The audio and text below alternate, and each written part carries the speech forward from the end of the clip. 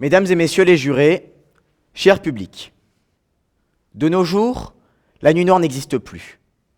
Nous vivons actuellement dans des villes où l'obscurité n'a plus sa place, où le jour est maître. Vous ne me croyez pas ? Ce soir, regardez le ciel et dites-moi que seules les étoiles et la lune éclairent notre planète. C'est vrai, la lumière artificielle nous a permis de ne plus être l'esclave des ténèbres et de ne plus dépendre de la rotation de notre monde. Mais elle est allée encore plus loin, en faisant disparaître toute trace de noirceur. Le seul moyen aujourd'hui d'admirer les étoiles est de fuir, loin de la civilisation. Pourquoi n'arrive-t-on plus à apprécier le spectacle que la nature nous offre ? Et sommes-nous obligés d'utiliser autant d'énergie pour y voir aussi clair de nuit que de jour ? En 2019, ils étaient 759 millions. Oui, vous avez bien entendu. 759 millions, mesdames et messieurs, à vivre dans une extrême précarité énergétique, à devoir s'éclairer grâce à la lumière des éclairages publics, à ne pas pouvoir faire chauffer leur maison ou cuire leur nourriture. L'électricité est indispensable. Gelés et affamés, voici la situation de 759 millions de personnes, plus de 10 fois le nombre d'habitants français.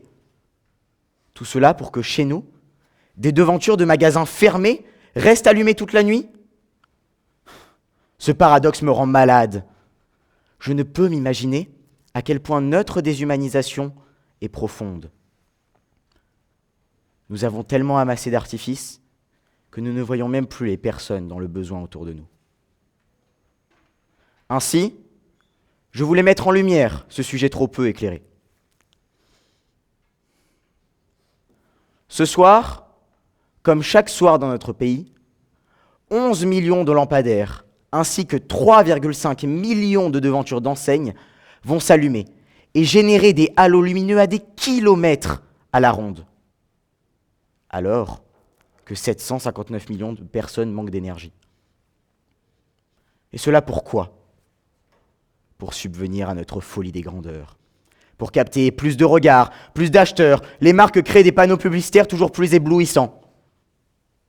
Ce monde ne tourne pas rond.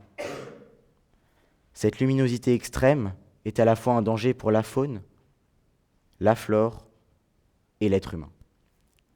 Entraîne un gaspillage énergétique conséquent et empêche l'observation du ciel nocturne.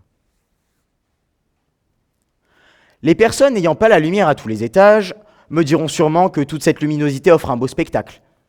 Je vous laisse expliquer à vos enfants pourquoi ils ne peuvent plus observer les étoiles à cause d'un voile de pollution. Vous leur direz qu'en contrepartie, ils peuvent admirer de magnifiques panneaux publicitaires Coca-Cola. Il faut aussi avoir le sens des priorités. On ne peut pas trouver de nouvelles énergies, essayer de consommer moins et faire des accords sur les émissions de carbone dans l'air et continuer à ajouter de la luminosité dans nos métropoles déjà plus éclairées la nuit que le jour. Cette situation manque un peu de bon sens. Vous me l'accorderez. Nous sommes la cause de notre propre perte.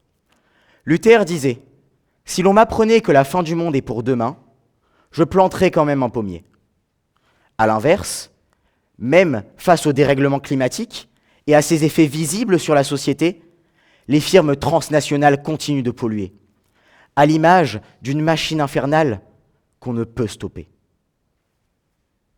L'homme serait donc un loup pour l'homme ? Néanmoins, à tous ces indigents et à la planète qui subit cette pollution, je dis qu'il est trop tard pour être pessimiste. Le moment est venu de parler, de s'exprimer, d'user de nos droits démocratiques pour lesquels les hommes et les femmes avant nous se sont battus. Il est trop tard pour être pessimiste. Ensemble, nous pouvons faire pression sur les gouvernements pour qu'ils réduisent le nombre de spots lumineux dans les rues, pour diminuer notre consommation et la répartir plus équitablement. Actuellement, nous sommes la gangrène de notre planète. Mais nous avons la chance de pouvoir nous racheter.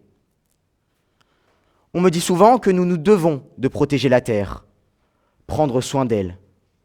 Mais c'est surtout pour notre propre survie que nous devons le faire. La nature était là avant nous et le sera après. L'important est de savoir quelle empreinte nous voulons laisser de notre passage. Celle des sauveurs de l'humanité ou des bourreaux du monde. Martin Luther King rêvait, les philosophes pensaient et les hommes politiques essayaient. Mais nous n'avons plus le luxe de tergiverser. Il faut prendre conscience que ces excès sont néfastes pour nous, mais sont surtout une catastrophe pour notre planète. Mesdames et messieurs, sans intervention rapide et concrète de notre part, dire vouloir sauver la planète serait hypocrite. Je vous remercie.